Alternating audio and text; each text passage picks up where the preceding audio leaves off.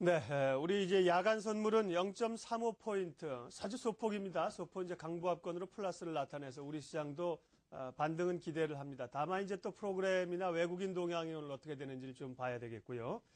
용환석의 펀더멘털 투자, 페트라 투자자문 용환석 대표님과 함께 또 투자에 도움이 되는 이야기 금요일 나눠봅니다. 용 대표님 어서 오십시오. 네, 안녕하십니까. 먼저 최근에 이 미국의 경기 회복세가 눈에 띄게 기대감을 좀 주게 되는데요. 그에 관련한 해석을 좀 용 대표님 시각 들어보겠습니다. 예. 작년에는 올해 미국 경제가 회복이 될지 안 될지 의견이 분분했었습니다. 그런데 올 초에 나오는 지표들을 보면은 물론 긍정적인 지표, 부정적인 지표가 다 있긴 하지만 그래도 작년보다는 긍정적인 방향으로 가지 않나 하는 생각을 하게 해주는데요. 작년에 미국의 주식시장이 상대적으로 좋았고 또 올해도 강세를 보이고 있는 것을 보면은 미국의 주식시장에서는 이미 회복세를 예상을 하고 있지 않나 하는 생각이 듭니다. 지난 금융위기 이후에 실제로 미국 경제가 좋지 않았고 또 중국 경제가 미국을 위협하는 것 같은 이제 분위기 속에서 아마도 미국 경제의 크기라든지 잠재력이 많이 그동안 좀 간과되지 않았나 하는 생각이 드는데 최근에 제가 미국 경제의 크기를 보여주기 위해서 미국 각 주의 경제 규모와 유사한 규모의 나라를 비교한 지도가 있어서 재밌는 것 같아가지고 한번 준비를 해보았습니다. 캘리포니아 주 같은 경우는 만약에 이게 한 나라면은 세계에서 8위 정도의 경제 규모입니다. G7 국가인 이탈리아의 경제 규모랑 비슷하고 또 브릭스 국가 중에 하나인 러시아도 텍사스 주 한 주의 경제 규모밖에 되지가 않습니다. 또 실제로 세계에서 경제 규모가 2, 3, 4등인 중국, 일본, 독일을 다 합친 것보다도 미국 경제 규모는 더 크거나 좀 유사한데 그 얘기는 아직도 미국 경제 규모는 세계에서 압도적으로 1등이고 따라서 조금만 회복세를 보여도 세계 경제에 미치는 영향은 크다고 생각을 합니다. 따라서 악재가 많은 주식시장에 조금 긍정적인 면이 있지 않나 하는 생각입니다. 네. 재밌는 지도네요. 미국의 이제 주별 지도인데 그걸 이제 다른 국가들의 경제 규모와 이제 비교해서 그리신 거예요. 그만큼 이제 미국이 글로벌에서 영향력이 아직도 크다는 거고요. 경제 지표 개선도 추가적인 자료들이 좀 나와야겠지만 기대를 해봅니다. 자, 그리고 이제 오늘은 이제 증자와 관련된 얘기를 또 투자의 시각들을 좀 주신다고 하는데요. 최근에 이제 유상증자 한다는 기업들이 꽤 있었습니다. 뭐 LG전자도 그렇고 증권사들도 자본 확충하려고 하고요. 뭐 한라건설도 있고. 증자한다고 하면 대부분 시장에서 반응도 그렇고 주가는 좀 밀리는 쪽으로 나타나거든요. 원래 그런 겁니까? 그래서 한번 몇 가지 예를 한번 제가 보여드리겠습니다. 먼저 대우증권인데 9월 달에 유상증자를 발표한 이후에 큰 폭으로 주가가 하락을 했고 사실은 다른 증권사들까지도 같이 이제 많이 하락을 했었고요. 그 다음에 아까 말씀하신 대로 LG전자인데 마찬가지로 LG전자도 유상증자를 발표하자 그날 당일날 큰 폭으로 하락을 했습니다. 그리고 이제 이번 주에 한라건설도 유상증자를 발표하니까 큰 폭으로 하락을 했는데 아마 경제 상황이 하도 좋지 않다 보니까 이제 주식시장에서는 회사가 어렵지 않나 하는 사인으로 받아들여서 일단 반응이 나오는 것 같습니다. 네. 이전에도 뭐 저도 한 말씀드리겠지만 증자를 한다는 건 장사하는 분들이 더 자본을 좀 확충해서 사업을 더 크게 벌린다는 거 아니겠습니까? 그러니까 좋을 때는 기업이 좋을 때는 경기가 좋을 때는 좋게 받아들입니다. 하지만 안 좋을 때는 돈이 없나 보다 이렇게 생각하기 때문에 시각이 좀 달라지는 겁니다. 그리고 증자도 무상증자와 유상증자 두 가지가 있지 않습니까? 그 차이를 좀 얘기해 주실래요? 그래서 보통 이제 유상증자 하면 항상 무상증자 같이 나오기 때문에 같이 한번 설명을 드리겠는데 뭐 많은 분들이 이미 아시고 계시겠지만 무상증자는 주식수가 늘어나고 이게 회계상으로 계정이 조금 바뀌는 것을 제외하면은 실제로 회사에는 아무런 영향이 없습니다. 그럼에도 어떤 면에서는 주식시장에서 약간 긍정적으로 보는 면이 있긴 한데 뭐 영향은 실제로는 없고요. 반면에 유상증자는 회사에 자금이 들어오기 때문에 변화가 있는데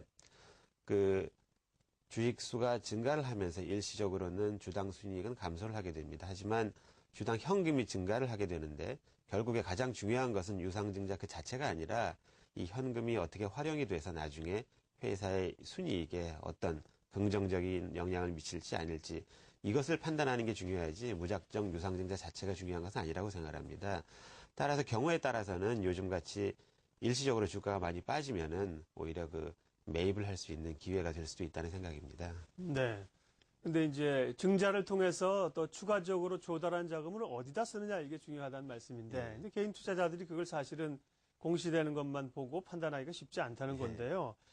그래서 좀 사례 분석을 해보자고요. 특별히 이제 우리가 앞서 얘기한 대형 금융주나 뭐 대형사보다 중소형사에 속할 수 있는 한라건설의 유상증자를 보면서 중소형주의 경우는 어떤가 좀 비교를 해보죠. 그래서 제가 이제 한라건설이 네. 이번 주에 발표를 했을 뿐만 아니라 또 그 중소형 건설사들이 최근에 많이 위험하다는 인식이 네. 있기 때문에 한번 예를 들어서 설명을 해보도록 하겠습니다. 그 대형 건설사들은 해외 사업이 많은 부분을 차지하기 때문에 조금 다르지만 중소형 건설사들은 대부분의 회사 실적이 국내 부동산 경기와 직접적인 관련이 있고 따라서 그러다 보니까 그 회사의 존립에 어떤 영향이 많이 그 위험하다는 시각이 있어서 실제로 주식시장에서도 굉장히 낮은 가격에 거래가 되고 있습니다. 따라서 이러한 경우에는 이러한 회사들이 얼마의 수익을 내는지 하는 측면에서 보다기보다도 이 회사의 자산 가치가 얼만큼 부실화가 되어 있는지 이런 측면에서 봐야 합니다. 그래서 제가 오른쪽 부분은 이 한라건설의 그 부채와 자기 자본을 나타낸 막대 그래프인데요. 이 회사는 부채가 1조 1천억 정도 규모가 있고 자기 자본은 7천억 원이 좀 넘습니다. 하지만 시장에서는 시가총액이 2,500억 정도의 이런 디스카운트가 많이 된 가격에 거래가 되고 있는데 그 얘기는 많은 부분이 자산에 부실화되어 있다고 주식시장에서는 보고 있다는 얘기가 되겠죠. 그래서 자산 부분을 보면은 이 한라건설은 좀 특이한 게 만도라는 우량 자회사 지분을 많이 보유하고 있습니다.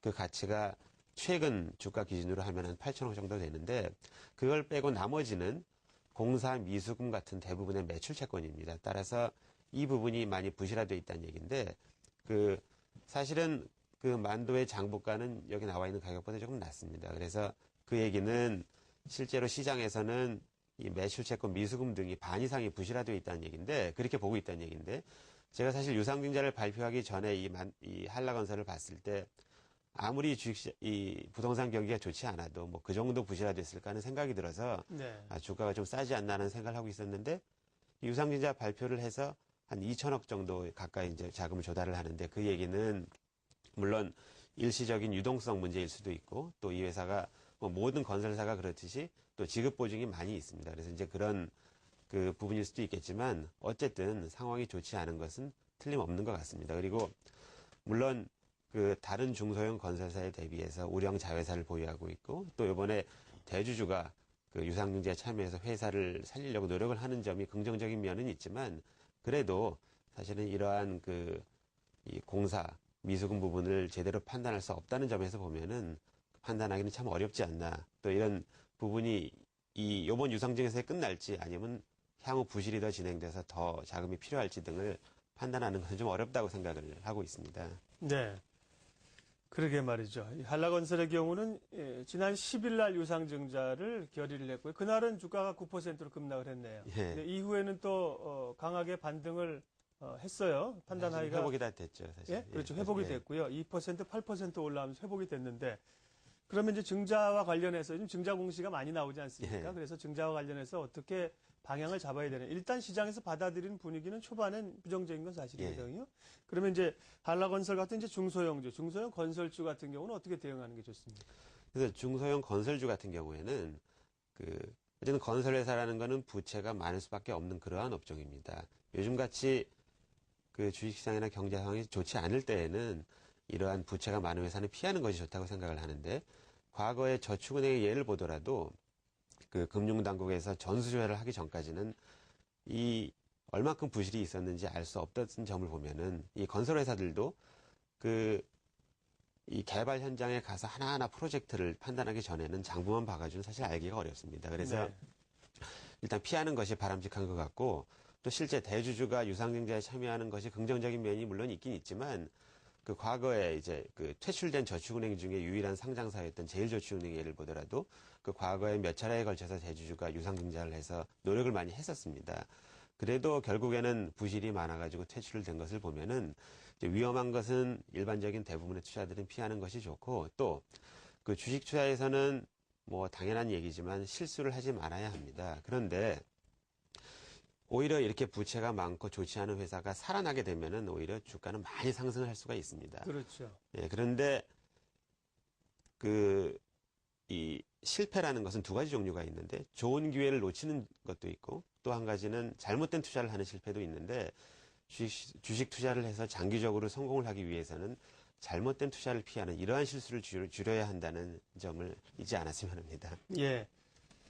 그러니까 이제 오늘 뭐 한라건설이 유상증자를 해서 뭐 얘기가 됐습니다만 예. 굳이 뭐 또 한라건설 가지고 계신 분들은 왜 나쁘게 얘기하냐 그건 아닌 것 같아요. 그런 건 아니에요. 예, 그건 아니고 증자라는 최근의 시장의 그 이슈에 대해서 우리가 분석을 좀 해보면서 어떻게 자금을 조달을 성공하는 자도 관심 아닙니까? 그렇죠. 조달해서 예. 어디에 쓰느냐 또 특별히 부채가 많은 기업들 같은 경우는 장기 투자에 있어서 조금 고려를 약간 좀 해볼 게 많다. 예, 생각해 볼 게 많다. 이렇게 해서 증자 얘기는 좀 정리를 하면 되겠네요. 예, 페트라 투자자문 용환석 대표님 인사드리겠습니다. 고맙습니다. 예, 고맙습니다.